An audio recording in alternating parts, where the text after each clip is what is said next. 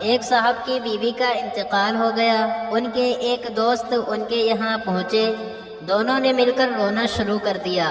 جب دوست چلا چلا کر روتا ہی رہا تو ان صاحب نے کہا، بیوی میری ہے اور تم مجھ سے زیادہ کیوں رو رہے ہو؟ دوست نے کہا، بھائی وہ تم سے زیادہ مجھے پیار کرتی تھی۔ ملزم پر یہ الزام تھا کہ اس نے 2 قمیضیں چرائی ہیں۔ ملزم نے اپنے بارے میں صفائی پیش کی کہ اس نے قمیضیں نہیں چرائی ہیں۔ جج نے کہا، کیا ثبوت ہے تمہارے پاس کہ یہ قمیضیں تمہاری ہیں؟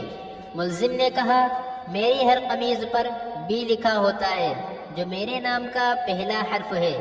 یہ سن کر جج نے کہا، یہ تو کوئی ثبوت نہیں، میری قمیض پر بی لکھا ہوا ہے۔ یہ سن کر ملزم فوراً بول اٹھا، حضور میں آپ کو یہ بتانا بھول ہی گیا تھا کہ میری 2 نہیں بلکہ 3 قمیضیں چوری ہوئی تھی۔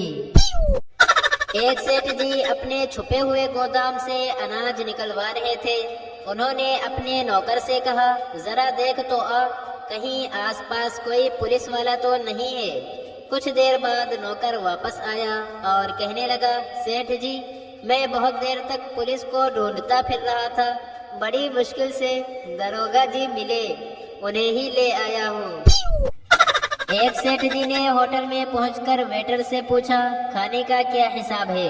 ویٹر نے کہا، 30 روپے میں پیٹ بھر کھانا۔ یہ سن کر سیٹھ جی نے کہا، مجھے روٹی اور سبزی کا دام الگ الگ بتاؤ۔ ویٹر نے کہا، روٹی 10 روپے کی ایک اور سبزی ساتھ میں ویسے ہی دی جاتی ہے جس کے پیسے نہیں لیے جاتے۔ سیٹھ جی نے فوراً کہا، پھر تو ایک سبزی ہی لے آؤ۔ ایک دوست دوسرے دوست سے، میں ہر روز مرغی کے ساتھ روٹی کھاتا ہوں۔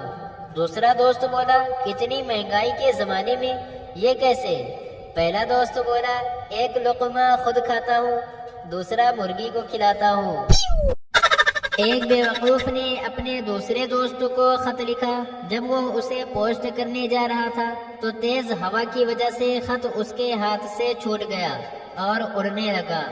بیوقوف اس کے پیچھے بھاگا مگر ہاتھ نہ آیا تو وہ بولا، اچھا جاؤ، میں نے بھی ہوائی ڈاک سے بھیجنا تھا۔ ایک زمیندار کا نوکر بیمار ہو گیا تو اس نے دوسرا نوکر رکھ لیا۔ اگلے دن زمیندار نے دیکھا کہ وہ نوکر بھینس کا دودھ دوہنے کے بجائے الٹا اسے دودھ پلا رہا ہے۔ زمیندار بولا، یہ کیا کر رہے ہو؟ نوکر نے کہا، اس نے دودھ بہت پتلا دیا ہے، میں نے سوچا کہ اسے ایک چکر اور دے دوں تاکہ دودھ گاڑھا ہو جائے۔ مالک نوکر سے، میں نے تم سے کہا تھا کہ اس بلی کو جنگل میں چھوڑ آؤ مگر یہ ابھی تک یہاں موجود ہے۔ نوکر بولا، حضور میں بلی کو جنگل میں چھوڑنے گیا تھا، واپسی پر راستہ بھول گیا تو یہی بلی مجھے گھر تک لائی ہے۔ ایک غریب آدمی کے گھر رات کو چور گھس آیا اور اس کی کنپٹی پر پستول رکھ کر بولا، بتی مت جلانا، مجھے بتاؤ مال کہاں ہے، میں خود ہی اٹھا لوں گا۔ غریب آدمی بولا، بھائی مجھے بتی جلا لینے دو، پھر دونوں مل کر مال ڈھونڈیں گے۔